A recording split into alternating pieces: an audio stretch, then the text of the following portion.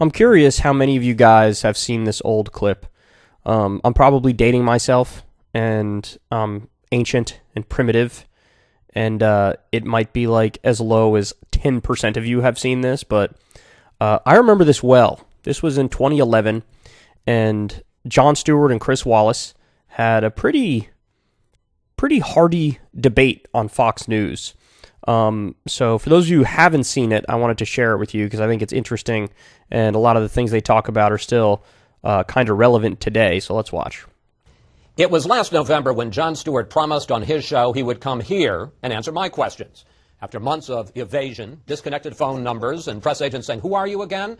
it appears he finally ran out of excuses. And so, Jon Stewart, welcome to Fox News Sunday. Thank you so much, Chris. I really appreciate it. By the way, this is like, yeah, I'd probably say like peak of Jon Stewart's celebrity and power when The Daily Show was like, you know, it was like the number one place for people to get news who are like young normies, if that makes sense. And so, you know, his audience is definitely more left-wing, you know, more hip. And he had this like feud with Fox News for obvious reasons, because Fox News is easy to make fun of, and he made fun of them a lot. And it caters to older folks and conservative people. So this is almost like a clash of cultures here, in a sense. I just want to say, as a viewer, I can't tell you how disappointed I am that you would sully a program of this integrity, of this quality, with a presence such as Jon Stewart. Really, sort of a Groucho Marx saying you don't want to be a member of a club that believe would have me, you will be reading on air my angry email about the fact that you had me on. How does it feel to be in the belly of the beast? Is this the belly? Yeah. Oh, I didn't realize you were in the belly. I thought there was a slightly different appendage that was down here, but this is nice. This is, I told you as I first came in, beautifully climate controlled, an ease of parking for a New Yorker. This is have you gotten validated yet? I got my parking. Let me see if I still have it. I got my parking validated. I will ask you this, and I don't know if this is a metaphor for Washington bureaucracy, but if somebody here could explain to me why New York Avenue becomes Massachusetts Avenue for no apparent reason without making a turn, I would really appreciate that. We're not allowed to tell you With that. Now, have you checked out the mugs? Yeah, they're very nice. Do you see what it says on the inside of the mugs? Can I read it out loud? It's somewhat anti-Semitic. Do you want me to read it? Fair and balanced. Yes. Yeah. I like how about we toast and we both take a big drink out of our mugs? It's interesting that the mug itself No, is... drink, no talking, just drink it. Drink the water. Why do you want me to drink it? Just, please. It's just interesting that you want me to drink it. Why don't you have a taste of this first? I'm drinking it myself. Yeah, but we could have different waters. Well, come on. I've seen this you in the wouldn't be scared of movies. this. All right. Now sip. There you go. Well, and while you're So they're starting out like kind of fun and whatnot, but you'll see it takes a turn. drinking, you love to take shots. Do I have typhoid now? What did you do to me? No. You might want a little more, but you love to take shots at Fox News. Yes, I do. Over the years, you have called us. We're going to put this on the screen because this is heavy stuff. A biased organization relentlessly promoting an ideological agenda under the rubric of being a news organization. Rubric. And, I actually think it was slightly the wrong use of the word rubric. Was it really? A relentless, agenda-driven, 24-hour news, opinion, propaganda delivery system. Yeah. Where do you come up with this stuff? Facts. I mean, come on, man. Come on, Chris. Now, Chris is like I wouldn't say he's a straight shooter. I would say he's more of a straight shooter than the likes of, at the time it was still Sean Hannity was big, Bill O'Reilly was number one. So, Chris Wallace is more moderate, but he still definitely leans right, and that's a good explanation of what Fox News is from Jon Stewart. It's actually quite easy when you feel it. You got to feel it in your soul, You got to really just lay it out there, as it were there. So are you suggesting you're impressed with how well I describe things, or I'm not sure what you like the explicit and specific nature of it? Well, here's the deal. Are you willing to say the same thing about the mainstream media, about ABC, CBS, NBC, Washington Post, New York Times? Would you say the same thing about them, that they are, in your words, a propaganda delivery system relentlessly pushing a liberal agenda? No, I wouldn't say that. Why not? Okay. At the time that Jon Stewart just said that, I think that is the correct answer. But, especially, probably starting during the Trump era, like from 2015-ish and on, I would argue CNN and MSNBC did become the mirror image of Fox News. So if Fox News is the relentless Republican propaganda network, then CNN and MSNBC became the relentless Democratic Party propaganda networks. So I think his answer here is correct for the context of 2011, because really those networks were married to like this sort of false neutrality, like giving both sides of everything. Back then, that's how those networks functioned. Today, it developed, it evolved, and it's different.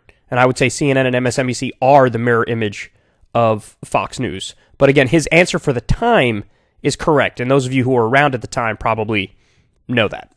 Because I don't think they are. I think you are. Fox News is much more reactive in the sense that even somewhat like my show. The idea, I guess I would say this. MSNBC is attempting that. I think they've looked at your business model and they've seen the success of it. And I think they're attempting to be a more activist organization. Yeah, this is the lean forward era of MSNBC. I think it was just when it was starting, really. And so they were trying to be like the mirror image of Fox News, but it was still they weren't as good at it, number one. And number two, there were still the remnants of the let's give credit to both sides thing going on MSNBC at the time. You don't think the New York Times is a liberal organization? Now, pushing a liberal agenda? The New York Times, no, I think that they are to a certain extent. Do I think they're relentlessly activist? No. In a purely liberal partisan way? No, I don't. Well, I think Fox is a very special. The shutters to go from your eyes, because I am going to prove it to you in the next few minutes. Oh, okay. Then I'm excited about that. Well, here we go. Can I tell you this? I love to learn.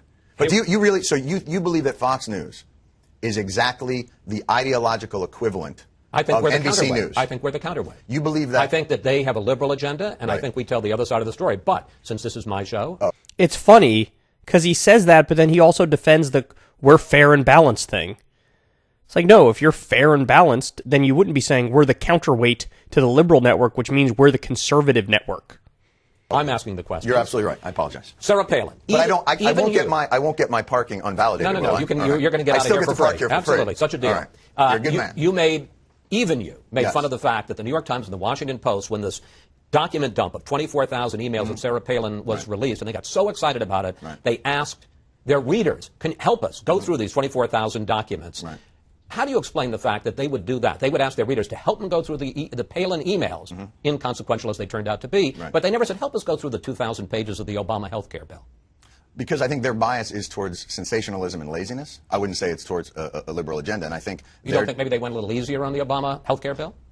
Oh, I think they went easier on the Obama health care bill in the same way they went easier on the Levin-Coburn financial disaster study. I think that the emails, A, they're in, Twitter type, so it's a lot easier to go through. B, it's light fluff, so it's absolutely within the wheelhouse. I mean, if your suggestion is that they are relentlessly partisan, then why haven't they gone and backed away from Weiner? Now they've jumped into the Weiner pool with such delight and such relish because the bias of the indefensible. The bias of the mainstream. Oh, I'm not saying it's defensible, but the bias of the mainstream media is towards sensationalism, conflict, and laziness. Well, okay. So if your suggestion is it's purely about it, you've proved very little by suggesting that the Sarah Palin emails were embraced. I think that's definitely a fair point from Stewart. He sees certain biases in mainstream media, but he sees more a bias towards sensationalism, a bias towards conflict, a bias towards laziness. And at the time, again, I would argue a bias towards this notion of a false neutrality.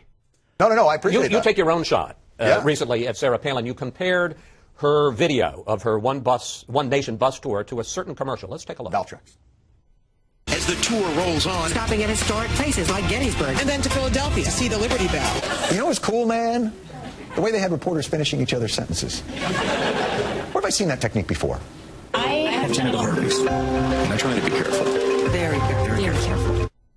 Sarah Palin and her herpes drug? Really? Yeah, as a technique for the commercial? So you're saying that by comparing... Oh my God, Chris Wallace is trying to do some dumb gotcha here. It's so stupid. The technique that she used in her video to a technique used in a herpes commercial. You were not making a political comment. You really think that's a political comment? Yes. You're insane. Really? Yeah, here's the difference between you and I.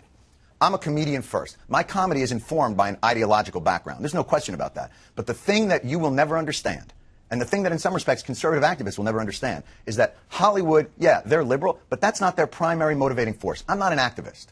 I'm a comedian. All right. And my comedy is informed by ideology. There's no question about that. But I'm not an ideologue. I want to thank you for saying that because Baltimore Sun TV critic David Zurawik, put it up on the screen, says that is your dodge. Stewart is never held accountable in his media criticism, is he? When he is wrong, he goes into the tap dance of saying he's only a comedian and shouldn't be taken seriously. Let's talk about that. When did I say to you, I'm only a comedian? I said I'm a comedian first. That's not only. Being a comedian is harder than what you do.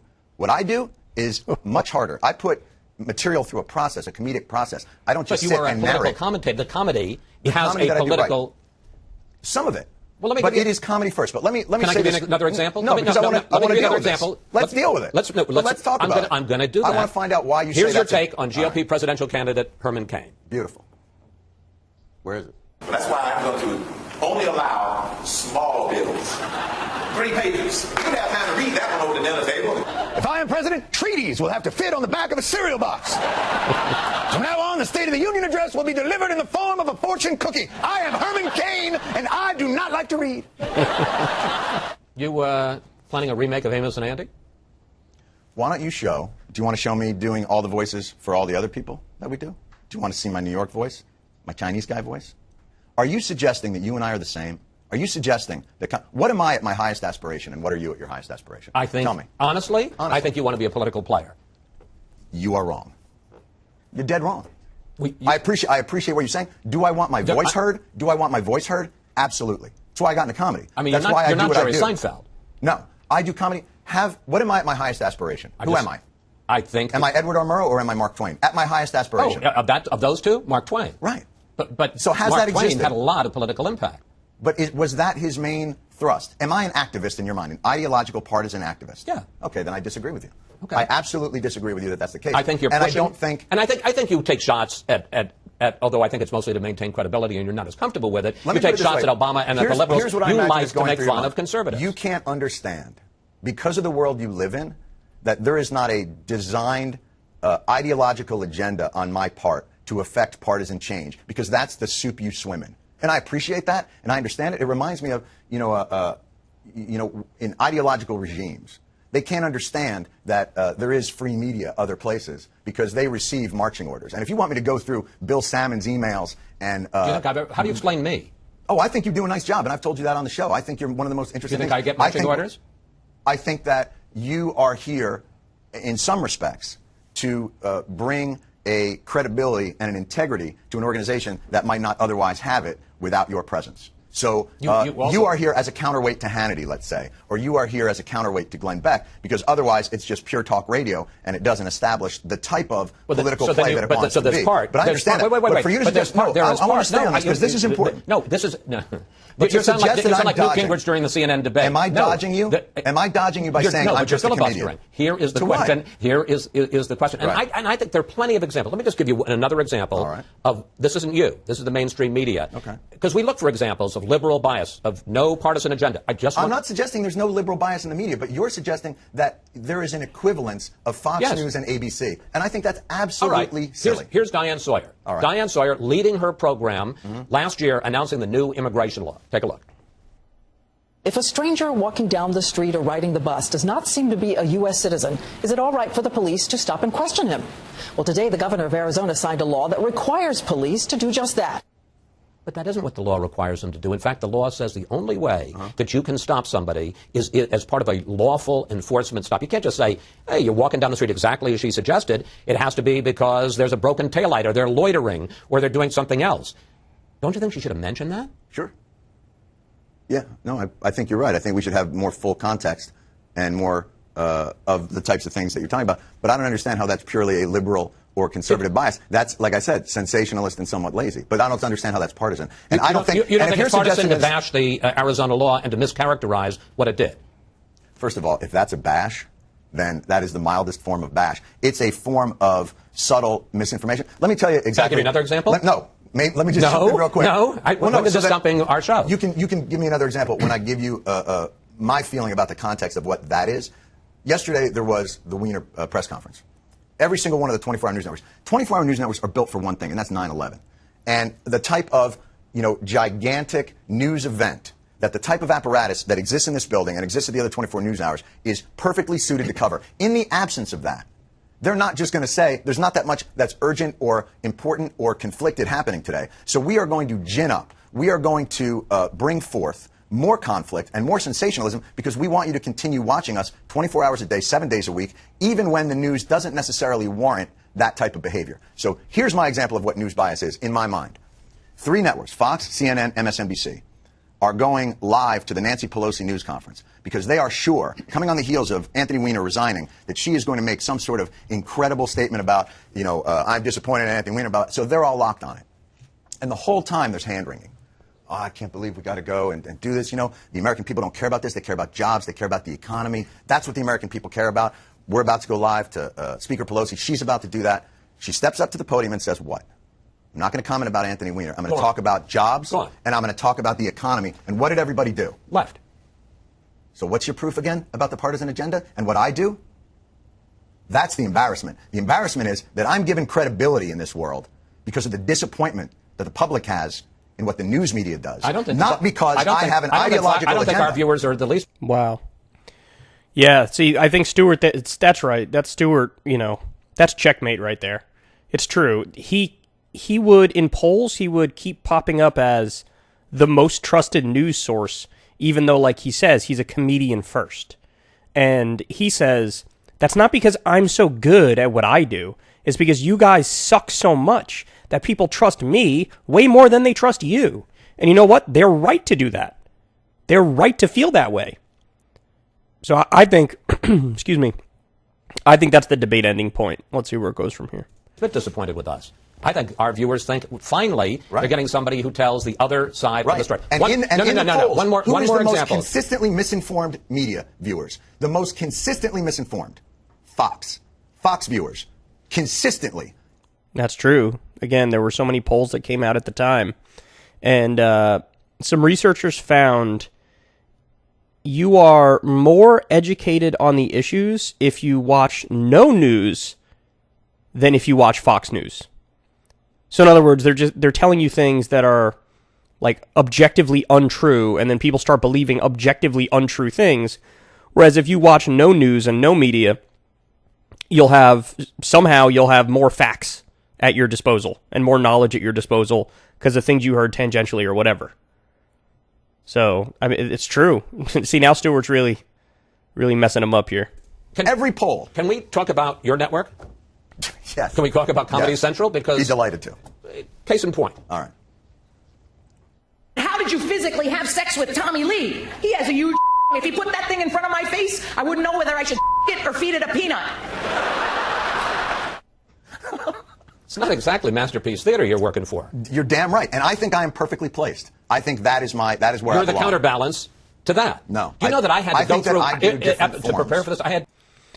On this, look, I will say, I do think Stewart does sort of underplay how powerful he is and how important his voice was.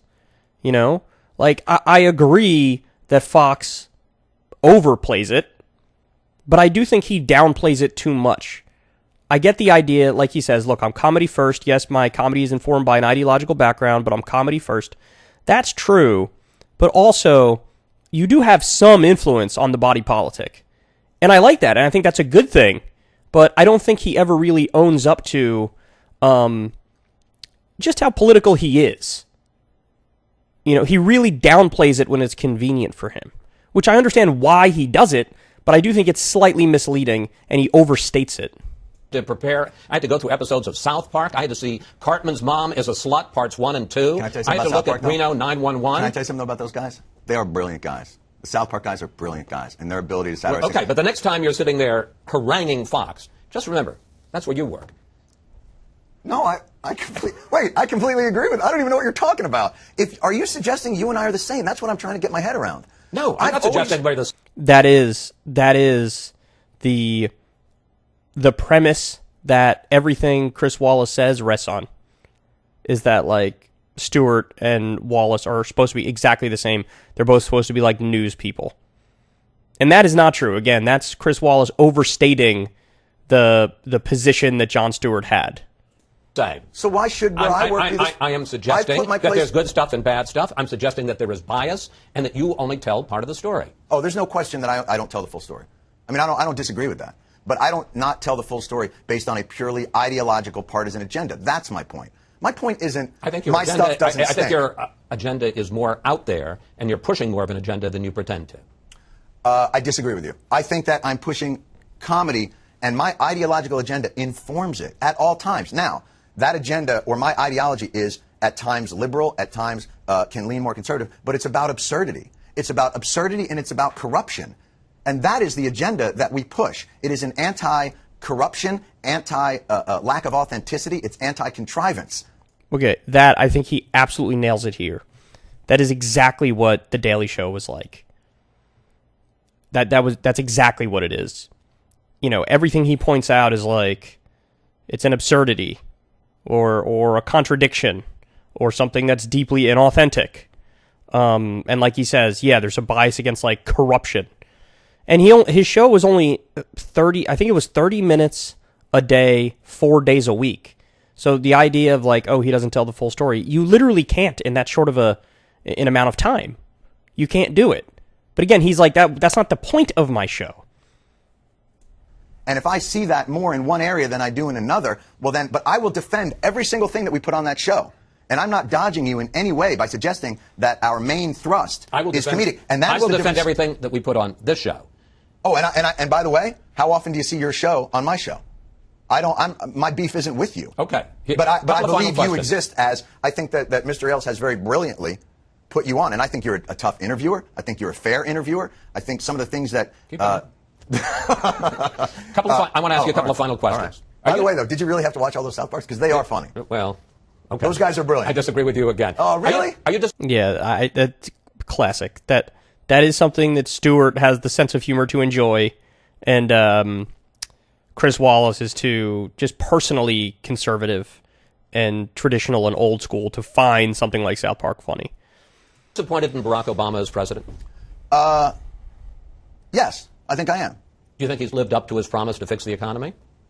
No, I don't know the kind of sway that a president can have on the economy, but do I believe that he's lived up to the promises? No, I think the fundamental disagreement I probably have with this administration is simple, and that is that he came in and said, you can't expect to have a different result with the same people. That was, in many ways, his seminal campaign focus. And all I see as far as economic stewardship are the guys that got us into this mess in the first place.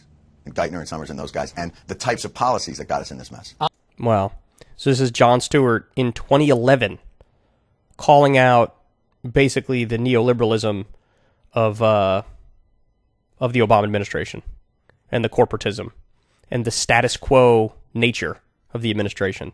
That's impressive, because 2011 was probably before most people caught on to who and what Obama is. Honestly. Yeah. Did you watch any of the CNN debate with the Republicans? Hmm? Did you see anybody on that stage who you could envision voting for against Obama? That debate, to me, focused, is very hard to say, because right now they're... The answer here is no. Because as bad as Obama was, those Republicans are worse. Way worse. But it is true, though, that like half the time Ron Paul would say things that were perfectly reasonable about ending the drug war, getting rid of the Patriot Act, or ending wars.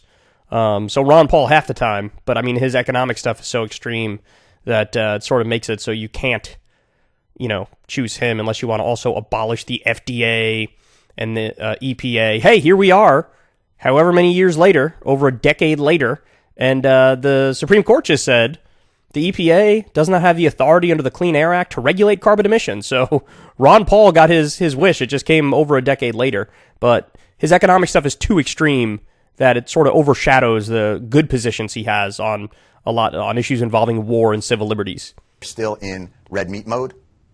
And so when I see a debate that still focuses so much on, gay marriage and don't ask, don't tell, and the types of things where, I tend to glaze over. And I thought that in general, their responses to things in terms of tax cuts being the magic bullet as to what it is. So far, I haven't heard anything that appeals to my sense of that intrigues me politically or in any way that is different. What intrigued me about Obama was a statement that I thought he understood the corrosiveness of the system that existed, and I thought he was going to do more to blow that system up. When's the last time you voted for a Republican for president? For president? HW. Oh, John, what have you done? Really, dude? Really? Oh, man. Now he's in the lion's den where they're fishing for an answer like that. Like, you know, it'll give Jon Stewart more credibility in the eyes of the Fox viewers if he gives an answer of like, there were times I voted for a Republican, but if he actually did vote for George H.W. Bush, oh my God, man. Jesus, go take a shower. Against Bill Clinton? No. Against Michael Dukakis? That's right. Really? Mm-hmm. How come? He seemed like there was an integrity about him. Oh, God. Come on, man. Come on, man. Now you're talking like one of those people who knows absolutely nothing about politics. And so you just throw out vague shit. Yeah, he's a family man, and I like families. That I respected greatly, and there's something about tiny people in helmets. But he would have been a great 4 or 8 years as president for you. Right in your wheelhouse. Yeah, Dukakis. I mean, I wasn't a comedian per se at that time, but you know, if that's the barometer of whether or not I'm an ideological warrior, and I think that's what you're suggesting, is that an ideological warrior is someone that will not vote against party. I mean, again, I'm not exactly sure. I assume that part of this is to delegitimize criticism against Fox by suggesting that it's coming from a place of contrived I'm just trying political. to understand you. Is that really true? Yes. Because here's the thing that surprises me about that. I've existed in this country forever. There have been people like me who satirize the political process and who satirize, what was it that Will Rogers said, you know, how crazy is it when politicians are a joke and comedians are taken seriously? I've existed forever. The box that I exist in has always been around. The change is the box that you've moved closer to me. But I'd like to know what I'm doing that's really different than what you've seen previously from satirical comedians that work in the political milieu. What is different about it? Yeah, I think that Chris Wallace and his ilk, they saw those polls that have Jon Stewart more trusted than they are, and they got triggered by it. And so they're desperately trying to, like, take Stewart down. But they don't understand the reason why mainstream media is despised is because you guys suck at your jobs. So get better at your jobs. Be more serious. Focus on things that matter. Try to improve people's lives. Try to cover stories that are real and tangible. And they can't do that. So instead, they just, you know, he's throwing haymakers at Jon Stewart's face as if that'll make them more trusted. That makes you so perplexed. I'm not saying I'm perplexed. You're trying to figure out what what am I? What I'm trying to say is that all I wanted to do, you make it sound like I'm trying to delegitimize you to defend Fox. What is the purpose of trying to... That assumes a kind of, and this is where I think you're wrong and you don't get it, that may be right. Is that there's not a single marching order. There's not some kind of command. There's not talking point. It's all in the hiring process, Chris. You know, the overwhelming majority of Fox News hosts are just Republican Party propagandists, full stop. And in today's day and age, some of them are Trump propagandists, full stop. So you pick the people who you know will spew the narrative that you want put out there. So yeah, you don't have to give the daily marching orders because you already know what they're going to say because you know who they are. And when you hired them, they knew the role they were going to play.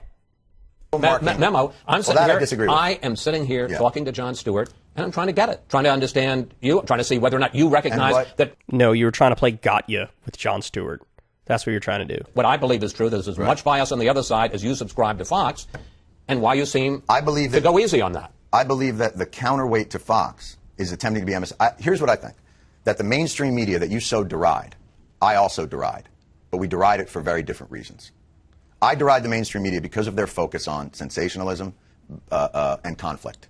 And you deride them because you think they're relentlessly partisan. And I just disagree with that. I think that there is probably a liberal bias that exists within the media that is because of the medium in which it exists. I think that the majority of people working in it probably hold liberal viewpoints. But I don't think that they are as relentlessly activist as the conservative movement that has risen up over the last 40 years. And that movement has decided that they have been victims of a witch hunt. And to some extent, they're right. People on the right are called racist, and they're called things with an ease that I am uncomfortable with, and homophobic and all those other things. And I think that is absolutely something that they have a real right to be angry about and to feel that they've been vilified for those things. And I've been guilty of doing some of those things myself.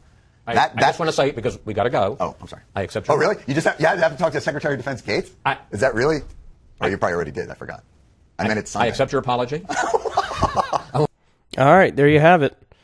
There you have it. I mean, it was a good back and forth, but clearly Chris Wallace's whole intent was to play gotcha and try to, like, besmirch Jon Stewart and take him down a couple notches. And Stewart went in there with the standard line that he always puts out there, which is like, look, I'm a comedian first and foremost, and so for you to even compare me to you is undermining you. But it was an interesting back and forth. This is, again, all the way back in 2011. Let me know what you guys think.